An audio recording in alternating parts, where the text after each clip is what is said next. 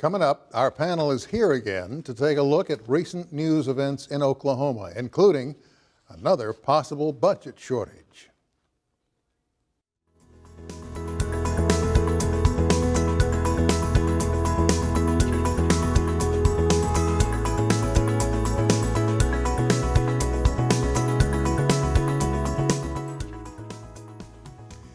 Hello, I'm Sam Jones. I heard that there was a break-in at the state capitol the other day, actually the other night. Seems a couple of masked bandits made their way into the Senate side. They rummaged through a senator's office, then down a hallway before they were caught and later released. Not a shot was fired. Turns out the would-be bandits were a couple of young raccoons looking for food. They got into Senator Patrick Anderson's office, got into one or two of the cabinets, but they didn't find any food. I could have told them it was a waste of time. You see, Senator Anderson is a Republican. They usually eat out, and a lobbyist picks up the tab. Or they have something delivered, and if anything's left, well, the staff gets it. Could have been different, though, if they'd gone into a Democratic senator's office, though. Democrats usually bring their lunch. They're used to getting by with next to nothing. So is their staff. Well, I got to thinking about this little episode, and I thought it might help you to know, with the election just around the corner, you'd be better prepared to vote if you really knew the difference between Republicans and Democrats.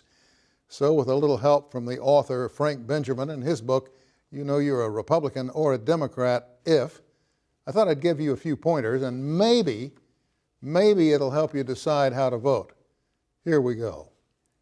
You know you're a Republican if you start off on third base and think you've hit a triple. You know you're a Democrat if you hit a single, but you believe you deserve a triple because the other team got one. You know you're a Republican if you believe the U.S. Constitution clearly supports strip mining. You know you're a Democrat if you believe the U.S. Constitution clearly supports strippers. You know you're a Republican if you're planning to name your firstborn son W or Donald.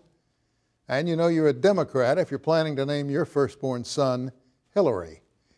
You know you're a Republican if you own plaid pants. You know you're a Democrat if you own a plaid bow tie. You know you're a Republican if your excuse for buying a gas-guzzling SUV is mind your own business. You know you're a Democrat if your excuse for buying a gas-guzzling SUV is I plan to deliver Meals on Wheels in wilderness areas. And finally, you know you're a Republican if you've watched the movie The Dirty Dozen 6 times, and every time you cried at the end. You know you're a Democrat if you cried watching Bambi as a child and you've been in therapy ever since. All right, I lied. One more. You know you're a Republican if you're afraid of the IRS. You know you're a Democrat if you're afraid of the FBI. Now look, before you say I'm not taking this presidential election seriously, let me just say this. We live in a republic, and the folks who drafted the Declaration of Independence and the Bill of Rights and the Constitution were very wise. And because of that wisdom, whatever happens Election Day matters a great deal. But make no mistake, regardless of the outcome, it may be uncomfortable for a while for some of us, but the republic will survive. And that's my perspective.